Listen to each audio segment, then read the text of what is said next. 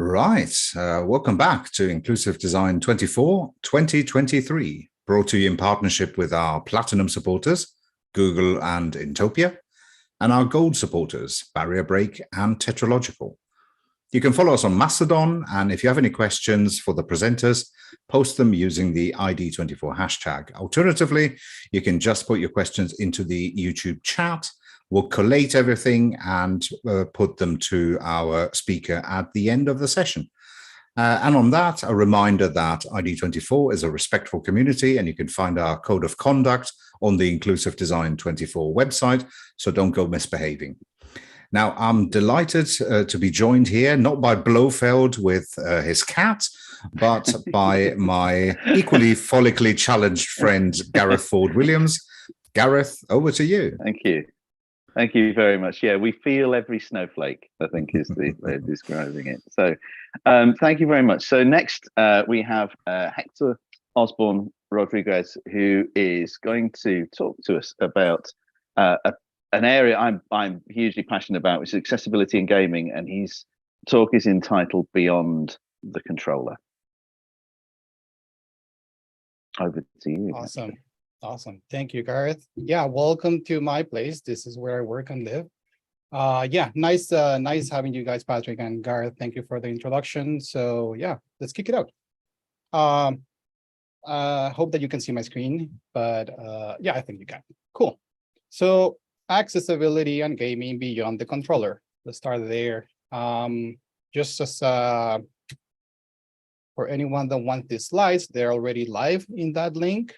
bit.ly/A11Y-gaming-beyond-the controller. So accessibility gaming beyond the controller, or you can just scan the QR code that is there. So hola, I'm Hector. I speak both English and other languages. Pronouns are he and him. I'm a senior manager at Accenture. I don't work in gaming, but I love gaming. I work in front-end development as a senior manager. And apparently I've been gaming since I was trying to get the calculations since 1982. I think Atari was my first console, or my brother's console, and then I borrowed it. So clean up first. What this talk is not about console wars. I'm not gonna have the biggest brand fighting each other. If I'm gonna lean more ones towards the other, it's just because the examples that are there. I'm not only gonna talk about accessibility, and I'm not gonna just talk about gaming. It's gonna talk about basically the curbside effect, right? So the curb cut effect, which is in any curve, we have a cut that is being designed for people with wheelchair and is used by many other things, like a stroller, someone carrying a luggage, a bicycle, or someone just carrying weight. The gaming industry is doing the same for other areas of our world. Marketing, retail, e-commerce, the way I see it is the advancement in gaming accessibility has been faster than what I can see on the web, which is my specialty. So this talk is about what I've learned and how the inspiration that I get from gaming and see what they do, how we can transfer that into our other areas of the world. Just 4 topics to keep it simple. So comparing web versus gaming. We're gonna talk a little bit deep dive in the Xbox Adaptive Controller. How can we spread awareness about accessibility? And what accessibility and personalization is done, and how do they do that in gaming, and what can we do in web? So let's start. Web versus gaming. Just a quick note, before this, I know Adrian Rosselli is here. We have Gareth Ford-Williams, like all of these amazing people that work at W3C. So I hope that this is not what is gonna come next. It's not gonna hurt anyone's feelings, but here we are. It's my honest point of view of what I see in web. So how does it feel to be an advocate, or let's say evangelist, or a lead, or as me, or as ma, you name it, we have many labels. Sometimes it feels like you just scream into the world, hey, accessibility, we matter. Hey, we're important. Please, can you help me? It's like screaming to both in-house, out-house, in your company, in the world. come between, put it really perfectly in his LinkedIn last week or 2 weeks ago. He said, you face constant risk to your career growth, personal and mental well-being, burnout, fear of failure, rejection, reputation, as well as emotional toll on constant empathy for others. So we put others first, and that sometimes take a toll, right? Last year, the topic at Accessibility TO conference was mostly about burnout. So I'm going to park it there. This is the negative side of it, but remember, and this is where the inspiration comes from, is we're doing this for us, for the people, like the results, the amazingness of creating an accessible product, and the stories behind it are just simply more valuable, or they can equal value to what I just said here. Web versus gaming. So let's start with the law or the requirements, or let's say the guidelines. So on web, we followed the Web Content and Accessibility Guidelines, referred to WCAG or WCAG. Set of rules, really thorough, used in many countries as the law. So it's really comprehensive. On the screen, on the left-hand side, I have the first success criteria. It's kind of like the first test that we need to make sure that our applications are compliant to. 3 pages, just for the first one of them, and there are many of them. So understanding this language, understanding this WCAG guideline is fairly complex. It was done there for a reason. It's historically done because of like it has grown since 1999, but it's become really complex, right? On the other spectrum, we have the game guideline, which they saw what was happening on the web, and they decided to, let's make it just a guideline. Let's make it simpler. And actually their tagline, if you go to the Game Accessibility Guidelines website, is a straightforward reference for inclusive game design. We're gonna keep it simple. It's a set of guidelines. You're welcome to follow them or not. And it's retrofitted. I talked to Gary Ford William, and Ian Hamilton about it. And I believe they told me that this was created at the BBC in 2011, 2012. BBC was working on some gaming. So they came up with the idea of creating certain guidelines to make all of the games at the BBC successful and accessible. And then this spin out to work now by the community, by gamers, by companies that create games, right? Like all of them get together to create these guidelines that are followed by the industry. Really interesting to see what they have there. And I read it, and I think there's a similarity with web, with more or some of the things that they put out there. On the website, 96.3% of the homepages had accessibility failures. This is according to the Web AEM 1 million project. This is data from 2023. So even though we have the law since 1999, even though we have those amazing guidelines, even though we have these requirements in the law in many countries, we're still failing. Like only 4% of the websites that are out there are still, at least the homepage, are still accessibility free or accessibility issue free. So it's fine. It's not fine. If this is only the homepage, then something else should be done. I compare this to now gaming, what's happening on gaming. So I don't have the statistic of how many games are out there that are accessible.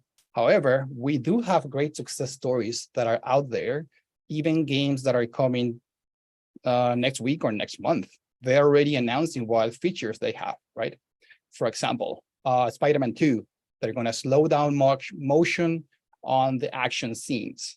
I'm going to talk about it later, but basically you can slow down when you're having a fight, which allows you to have better concentration, better hand movement when you're fighting as a Spider-Man, which is a really animated character, really fast speed control happening there.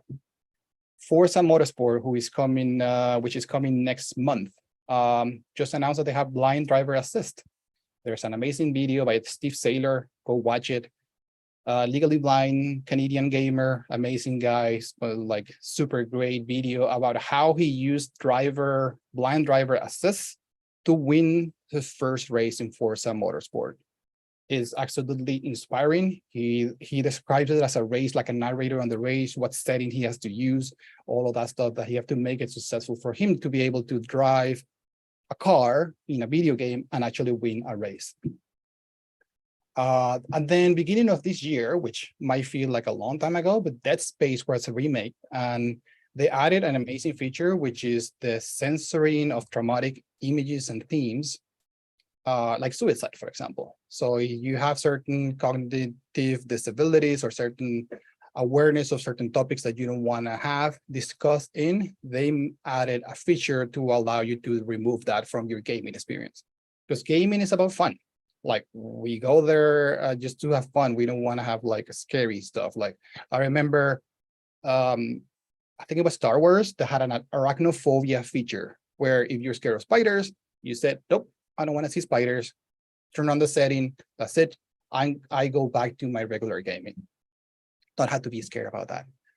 And another one that came, I'm not sure if this year or last year, was Proyecto Leonardo, which is the PlayStation's adaptive controller, allows gamers with limited mobility to use the PlayStation with certain settings. It's a big circular control with a joystick and multiple buttons.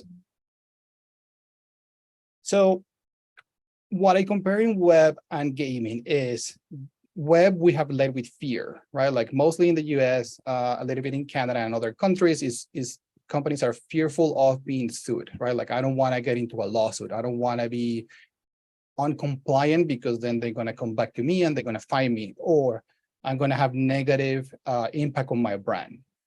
So on the gaming side, because there's no law yet, they're doing it the other way around. It's an inspiration. Let's make my game the most accessible that I can. What kind of feature can I enable? What kind of cool feature can I introduce so that gamers can do and go home and enjoy an experience that maybe they had never been able to enjoy before? So the takeaway that I take from this is lead with inspiration. Nobody like leaders who rule with fear. All right, like can we make web and all the other industries more about the inspiration? So now, next topic, which is the Xbox Adaptive Controller. And sorry, I just realized I cannot watch the time. So I hope we're doing okay. So the Xbox Adaptive Controller is basically, I'm just gonna watch. Okay, we're good. We're good on time. The Adaptive Controller is, sorry, I think you can see me now. There, let me take that away. Okay, good. Speaking of inspiration, like sometimes change comes and feels like a breath of fresh air. You enjoy it greatly. It's new, thrilling, and invigorating. That was the feeling that I got when an adaptive controller came into gaming a few years ago. It looks simple. What is this? Like it's just a square, like a table with two big buttons. Was my first impression when I saw it. It's just like, is this really an adaptive controller? Like, what is this adapting to? Like, what are we doing here? So basically, they describe it as a hub. It's a gaming hub. So basically, it's a device that has like 19 ports on its back. All of them has 3.5 millimeter jacks. So what is that? Like, what is this hub? It's a device that allows limited mobility players to connect switches to this hub. So limited mobility users or gamers, they typically have multiple devices that they need, and it's represented on the image on the right, is a lot of devices. It can be a joystick, it can be a switch, which is a button. That button can be big, small, square, circular. It can be under your desk so that you can hit it with your knee. It can be in your wheelchair where you put your headrest so that you can activate it with your head. Or it can be a joystick that you use in your hand. Typically, you need multiple devices, and then you need, how do you attach that to your gaming console or your PC? So what Xbox did here was trying to, let's create something that is branded, that is Xbox, that is Microsoft owned, that we can present that to the gamers that need it. Right? They can connect their own devices, they own it, they have their own devices, but how can we help them? And this is why the Xbox Adaptive Controller came into picture. So beyond that, it's not just what I like about this story. It's not just about what the device does, right? Like, it enables me to have one or two of those adaptive controller plus my other switches to be able to play and game. But what was done to make this happen is where I find the uniqueness and the lovely story that I attach with design here, which is the user research that Microsoft team conducted to make this happen.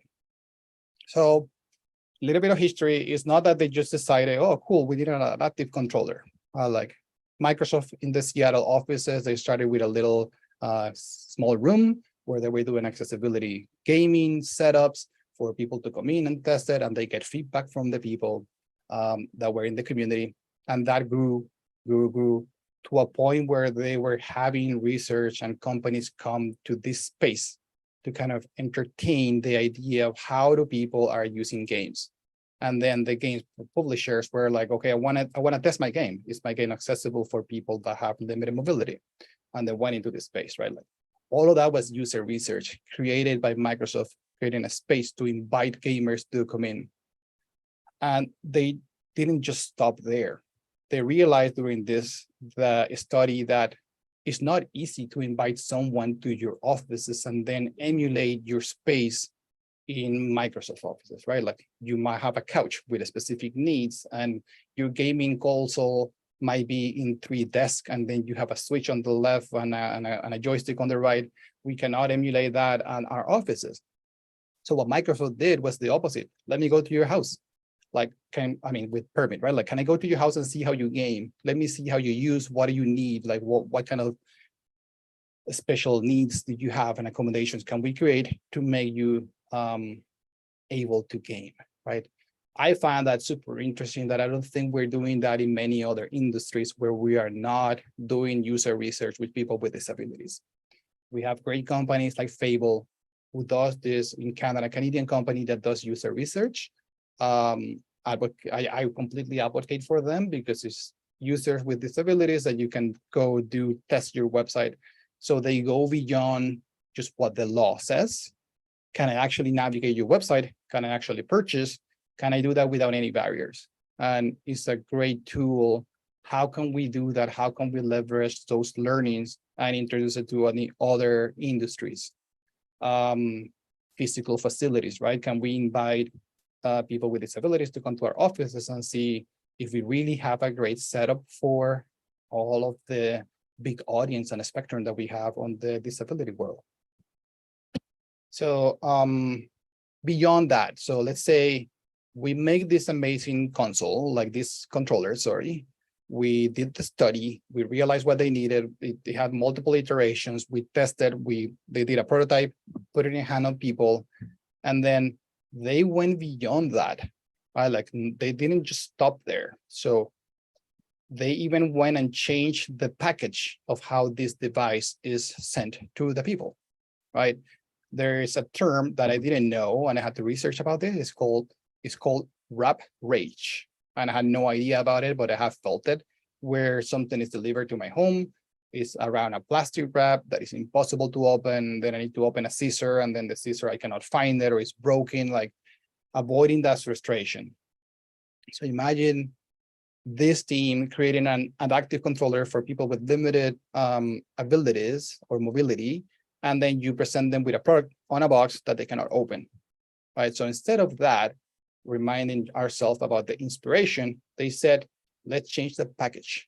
Can we do a frustration-free package? How can we make it? So their idea was, and it's on the screen, there's a link for the video of how this operates. It's a great reveal. So it's shipped with a box that is already like if you were to, I don't know, Best Buy, Target, any other company that ships to home, they don't need to repackage this. The adaptive controller already comes with a package that you can open with limited devices. So they use a lot of hooks, a lot of circular stickers or labels that you can either use one finger or any hook to open. And as you open this box, the product is kind of revealing to you. It's really awesome to see it in person. And if you game and you need this kind of controller, it's like, just go purchase it just for the feel of how this opens. So it's like peeling an onion, and the content is just coming to you. It's like It's like when you're cooking and you can start sensing the flavors, the smell, right? Like it's that kind of experience is in this box where you open and now you can see your adaptive controller, and then you open the second hook with one hand, one finger, and then the device comes from the bottom to the top and it's kind of revealed. You can kind of hear the music when you open this box. So this is an experience. Just even opening the box is an experience. Imagine someone receiving this at home. Imagine every time we were to purchase something, these were the kind of experiences we were to receive at home. Like how amazing would it be? How spoiled would you feel when you are having this great experience where you can like feel or see or smell the things in front of you, right? It will be amazing if we were able to transform this into retail. Let's remove those frustration with packages and let's try to make a great experience out of this. So what I take from this is nothing for us without us. Include people in your research. Include people with disability in your research before, like even before you start trying to design, before you even start trying to create your product, include them in your research, like Microsoft did. If you can go to their homes instead of inviting them to your places so that you see what their needs are, or walk with them in the world like just to see that. If you have never worked shoulder to shoulder with someone with disability, maybe volunteer in an organization so that you can start learning the little needs and the quirks, or ask that kind of experience. And one thing that I don't mention here is please hire and pay them, right? Like don't just use them as a researcher, like, oh, I have a question for you and do it for free. Let's create employment, right? Like let's make this an inclusive way of having a job and earning money. It's not just let me know what your needs are and I will sell you something where you now need to pay me and I gain money out of you. So let's do better, I would say. Now, awareness or creating awareness. As I showed in the slide before, when you're an advocate, you typically are fighting. Like you're like that person with the megaphone screaming all the time in every meeting that you go through. Oh, let's make this accessible. Please let's make this accessible. Can we conform to CPACC success criteria 1.2.3 and all of those things? Like you always throw in that. But it's hard. Accessibility is hard from the bottoms up. We had phases many years, right? Like we've been trying to make things more accessible, and as I showed earlier, 96.3% of the websites in the homepage still having issues. So how can we get to broader audiences? How can we create awareness, inspiration, just put accessibility in people's mouth? So there's the fear tactic, which is let's make laws, and then you'll fear about me going to go to the lawsuit and having that fine payment thing. Sorry, my English is bad, but basically I don't want to fight you so that you can pay me, and then you're scared about paying that fee. Let's not hit your brand, right? Like there's the brand impact when your products are not accessible. There are names in the industry that are well known for having had a big lawsuit a couple of years ago, especially on retailer, where their brand was, I will say, hit by certain products or people having to sue them. They decided not to pursue it. Like, I'm not going to make my website accessible. I don't want to.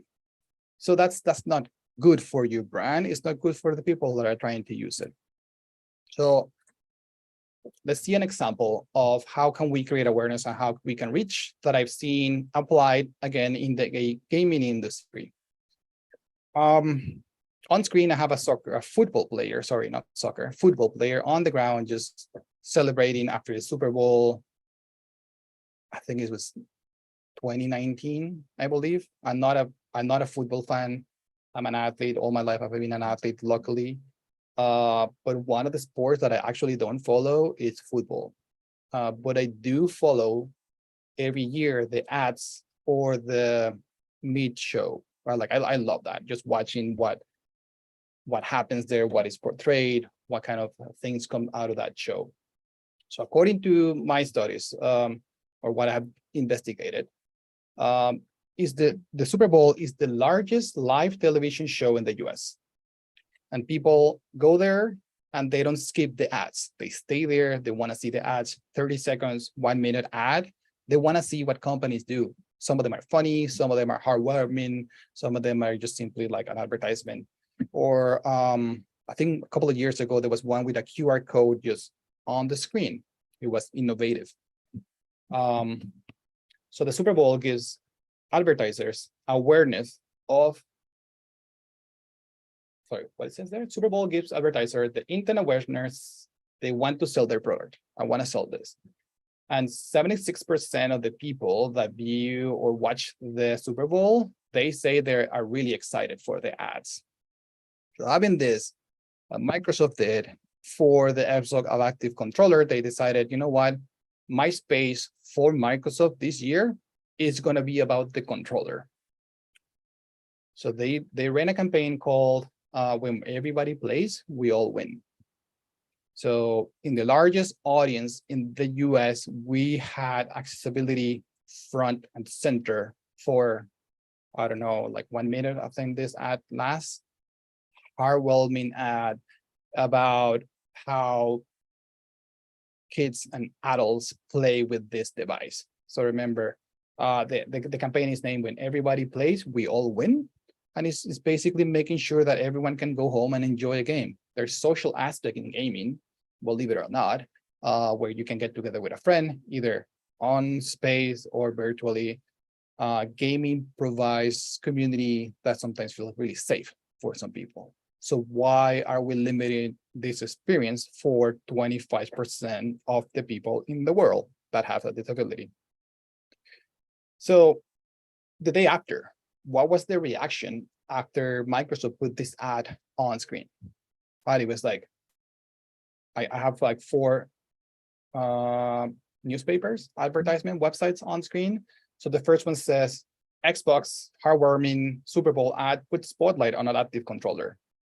The second one says, Microsoft stole the show with its Super Bowl ad about customizable Xbox controller that lets anyone game.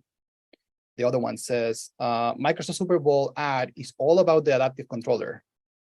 Microsoft returns to the Super Bowl after 4-year break. After 4 years of not going there, let's put this right there on the screen on front of people so that they can see it.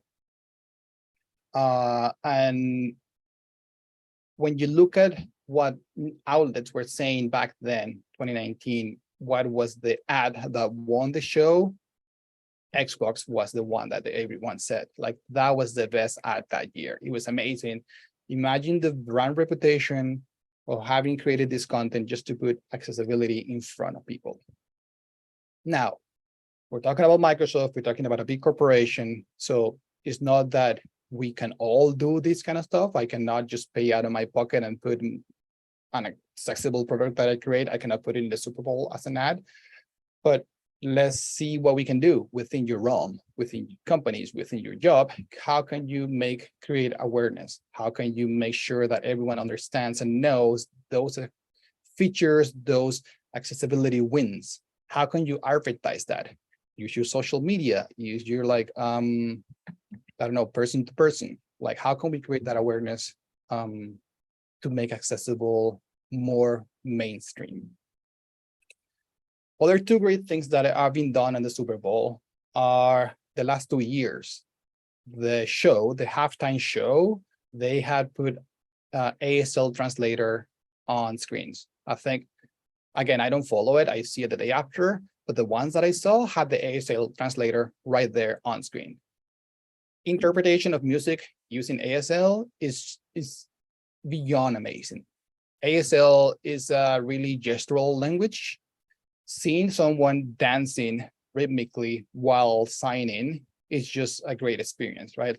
2022, there was like Eminem, Snoop Doggy Dogg, Mary J. Blige. They were all on screen and they had 2 translators rocking that music, hip hop in the music. It was just an amazing show. Last year, this year, 2023, Rihanna during the Super Bowl, or during Rihanna's presentation, there was an interpreter called Justina Miles. who, like the news said, she stole the show. Her portrayal of both the anthem at the beginning of the show and the Rihanna half show was just on spot. She's an Olympian herself, and she became the first deaf female performer on the Super Bowl halftime show. I look into what people were saying the day after, and these are some quotes that I took from the news and people commenting on the videos that are still out there. They said, I never knew signing could have so much of flavor and expression. Someone else said, I felt the lyrics. And someone else said, she brought so much life to Rihanna's lyrics. All of this just by communicating and expressing herself using ASL. It became viral. He was like right on. Every outlet was talking about accessibility. He was talking about ASL. He was talking about like, oh, this is an amazing language. Like, what is this? People that are watching the Super Bowl, not all of them will know what accessibility is. So it was a great opportunity to put it out there. Again, front and center. So Arthur Ashe, I think he's a tennis player from the US. He said, start where you are, use what you have, do what you can. So this is my message to you, like do what you can today to make sure that we create awareness for accessibility. Anything helps, right? Like I don't know, we can go to the Super Bowl, but like let's try to make sure that everyone understand what accessibility is and what kind of features we can create and all of that. All right, accessibility and personalization. So accessibility at the end is allowing people, users, gamers, people with disabilities to use products, right? Like we all have different physical, cognitive, and perceivable needs. I, for instance, need captions when I'm watching certain movies, and if the actor is using British language or Irish accent, my wife doesn't, even though we're both watching the screen. Or another example, I prefer using dark themes and clean UIs, whereas my wife prefers like the light themes. We all have our little needs.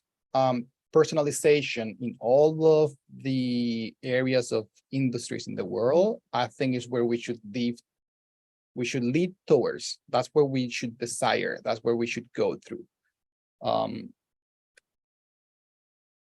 There are on screen, I have a chart on the right that talks about the principles of universal design, 7 principles. I'm not going to read all of them. I'm highlighting 3 of them. So the universal design principles talk about equitable use. Basically, design for people with diverse abilities. Like even ourselves, as we age, we will need ourselves to have certain specific needs. So let's make sure that anyone is equitable. Let's make sure that all of our products, all of our designs can be used with people with all the abilities that they have, or maybe temporary abilities. If you're holding a baby, or if you're walking outside and the sun is so intense that you're like, the glare is so much and you're trying to take money out of an ATM, and then the ATM screen is like, you cannot see it because the glare is too much. Those are kind of like designs with equitable use. Let's make sure that all the experiences are being able to be used by anyone. Flexibility in use. Designed to accommodate for a wide range of individual preferences and abilities. And the last one is simple and intuitive use. Designed for easy understanding, regardless of the experience, the knowledge, the language, or the concentration level. These principles are great. They work together. And we as humans, in our experience in the world, we go through the day having interaction with other people, having interaction with work, having certain needs. We get tired. Maybe Hector in the morning can do certain tasks, Hector at night cannot. And this is a real example at home. There are days that we have a name for myself in like after work that is called the mumbly Hector, because English is my second language. By the end of the day, I can barely speak it because I'm so tired, my brain is so tired that my wires do not cross each other. So we try to limit the interactions, say at home, or complex conversations or complex decisions end of the day, because simply my brain cannot operate that way. Little quirks like, for example, I cannot do math in English because my brain like doesn't let me, right? Like I need to translate to Spanish, do my translation, do my math, and then I can continue with my day to day. So why is this like, how does this convert to gaming, and what am I talking about all this stuff? So in gaming, there's a lot of features, like there's a ton of features that we need to add to make sure that a game is accessible, that some of them apply to other industries, like I mentioned in the web, right? Again, going back to using the company Microsoft as an example, they did something new in their retail, both in their online shops and in the console. When you go in it and you open it, you are able to filter games using an accessibility tag. And I know you're talking, I'm not just talking about one tag, I'm talking about multiple tags. So you can have adjustable difficulty. Can I pause the game? Can I have adjustable text size? Color options, is it color blindness? Is the feature, the number of tags that you can add to your game for me to filter are fantastic. So far, is the only retail company that I know is adding a tag or a flag for the products that they sell online. So gaming is a really expensive kind of hobby, right? Imagine that you were to buy or purchase one game, then you need to purchase either the console or the PC. What happens when you need to purchase multiple of them in a year? Because they're also so amazing, so fun. On top of that, imagine purchasing all of the devices to make sure that you are able to game. It's a really expensive hobby if you were to think about it in many years. What if I purchase the game and at the end I cannot play it? That will be super frustrating, right? So what Microsoft is trying to avoid is for you to go and try to acquire something that you cannot use at the end. That's why they added these tags on their online store and in the console. I wish we had this kind of stuff in other areas of the world. E-commerce, does your package come with like frustration-free packaging? Things like that. Do we have those filters? I don't think we have seen it in any other website or e-commerce website. The other part that I like, when you open those filters, it comes first or second in the list. Not just because it's accessibility, and if you were to order them in alphabet, it will be first. They chose to put it first. So on the first image on the left, I have the list of filters that they have. Accessibility second, and then comes prices, genre, subscriptions, age rating. So they're not sorted by the alphabet. So that means I'm putting accessibility first, before prices, before genre, like before subscription. I want you to learn that accessibility is something that we want to do. I'm not putting it out there and I'm putting it at the bottom so that you can filter it at the bottom. I'm going to put it right there for you to filter, to see. And if you have never seen it, then maybe you get curiosity of what is this accessibility thing? And you open the menu and then you're presented with a plethora of options to filter the products that you want to purchase. So again, it's a way to create awareness. It's a way to help gamers choose what kind of experiences they can actually, or games they can actually purchase to be able to play. Another example of a game that I like personally, I'm awful at what is called driving games or racing games.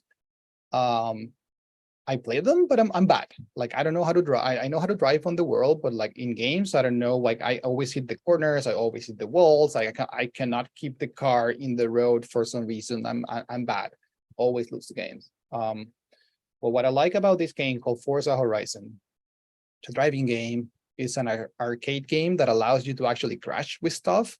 Like you're in Mexico, you can go in the desert and remove cactuses or do spin wheels. This is a really fun game. You can jump with your car.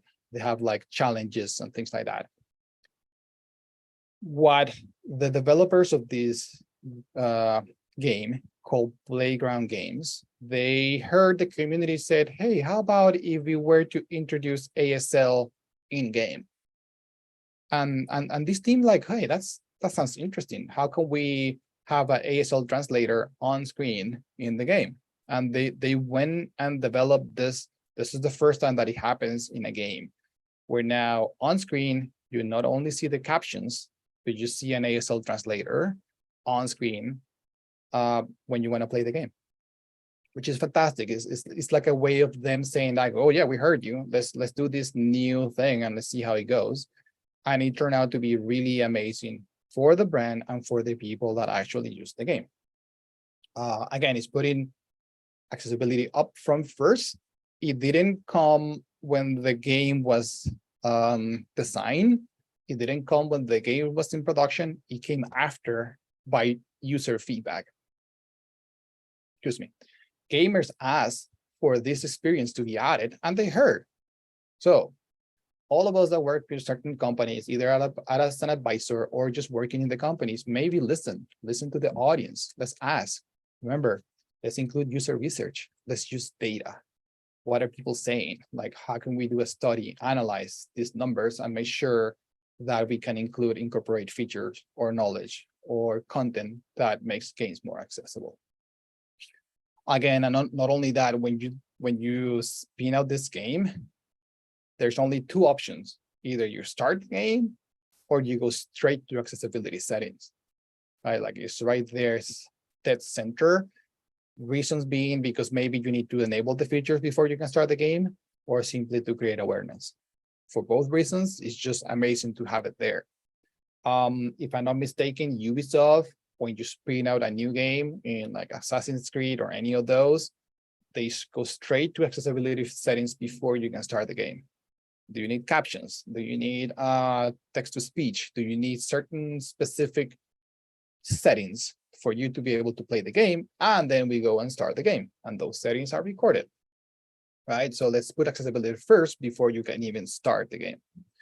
Now, I don't remember, but I know there is a conversation between, shall we flag the accessibility settings in the menu, or shall we hide them in system settings, right? This is a great conversation that happens a lot in the community, both gaming and other industry, right? Like, should we let front center say what accessibility is, and then we flag or bias the settings that we have? What are the accessibility settings, or do we include them in overall?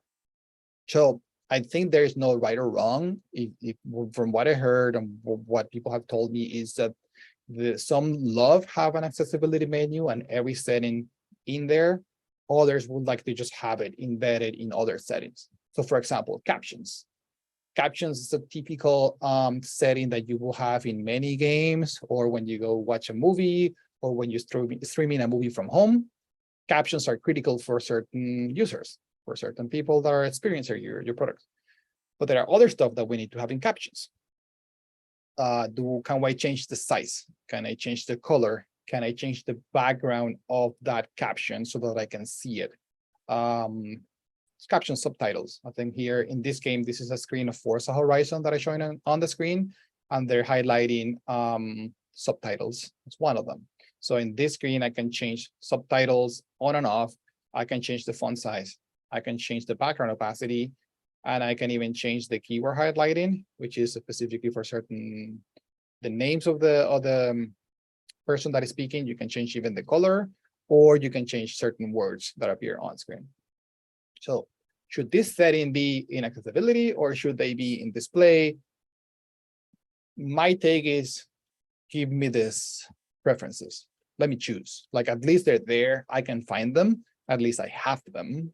Please, when you create experiences, if you're working with videos, if you're working with audios, include subtitles. Make sure that they're just there. Make sure that I can change them.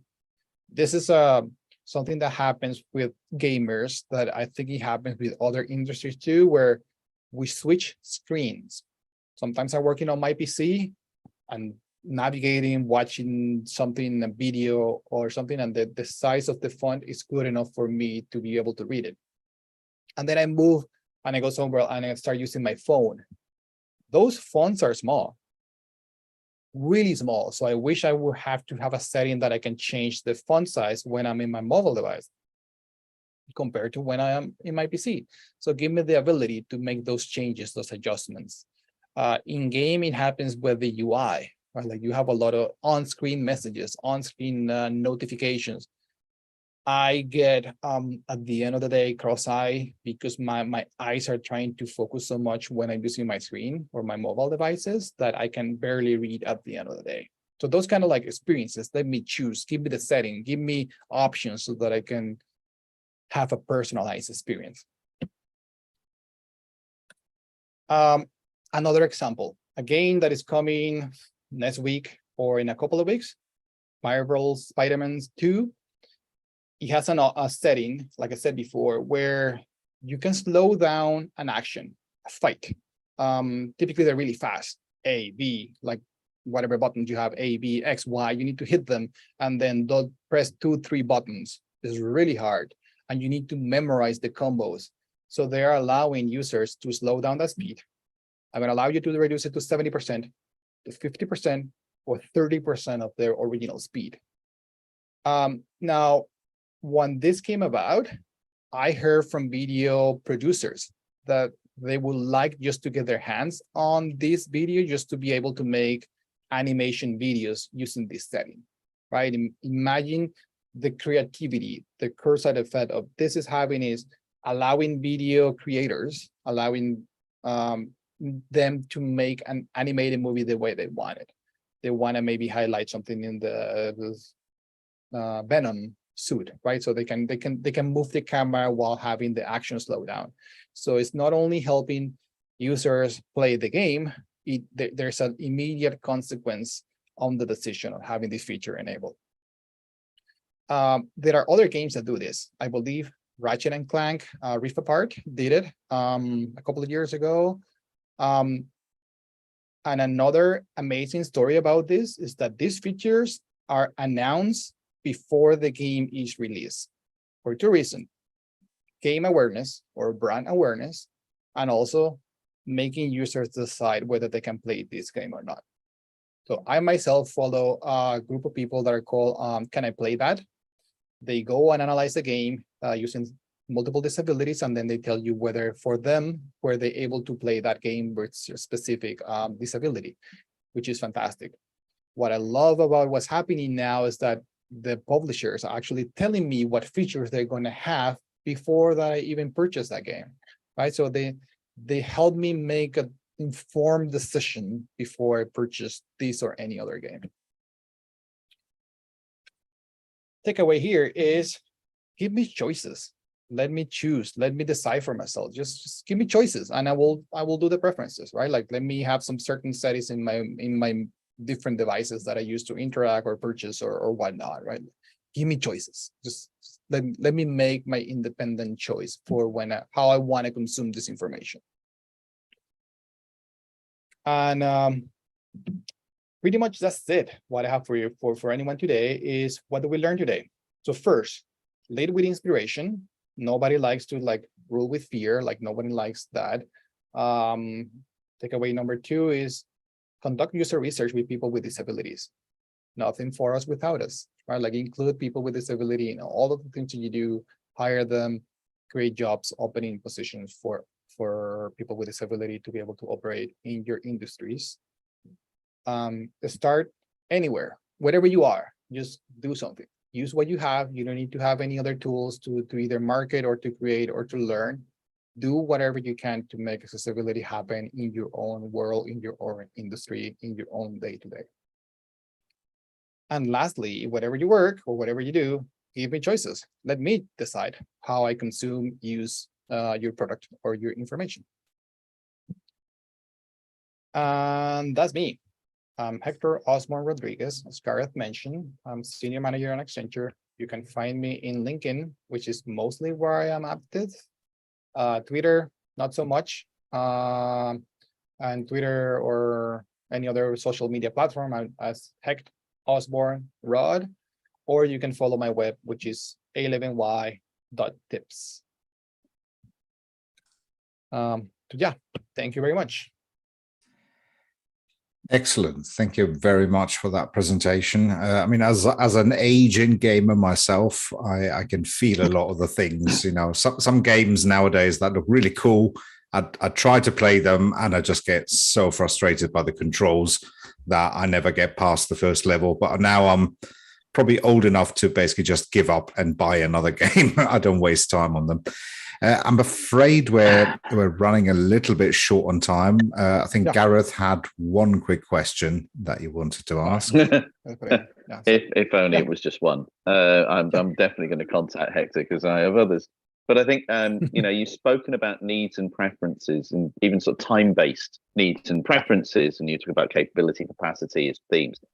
So in terms of the inclusive web, should we learn from this? You know, should we be more concerned when designing web experiences around needs and preferences as outcomes rather than compliance? Yes. So yeah, that's a great way to attach it to web. So in web, we have this is going to be, I know we're short on time. This is going to be decisive. We have these plugins that are now allowing users to choose their font sizes and all of those things. And they have become really popular. They're like, I would say my take is do not use them, but learn about what they're trying to do. They are trying to provide people set up their preference of how they want to do web. I will give you another example. Allow me to store my password. Do not, or my credit card number. Do not make a form not autofill the credit card number because those numbers are so complicated to read. They're so annoying. And if I have a filler or one of those, like, remember my credit card number, they don't allow you to enter that. So then you have to like go find it. It's so complicated, so cumbersome. I don't do shopping end of day because I cannot remember my credit card number and all of those stuff. So yes, the answer is yes. In web, we should somehow allow more personalization settings, either in the experience, in the way the website have some preferences, like slow down animations or stop all the animations, or remove the ads in my website, right? Like, if we that's can, not controversial at all. No, that's like, yeah, that's so, yeah, I'll sign up to that one. Yeah, there we go. Public service head. Excellent. So once again, I'm sorry we have lots more questions, but we need to move on. But thank you once again, Hector. Great stuff. And now for the children at home, if you like this session, hit that YouTube like button. And don't forget, you can subscribe to Inclusive Design 24 on YouTube and be kept in the loop on all our future events.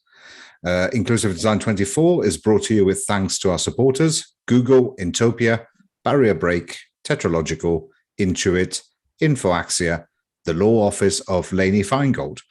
Inclusive Design 24 will be back on the hour in about 6 minutes with our next session. So see you there.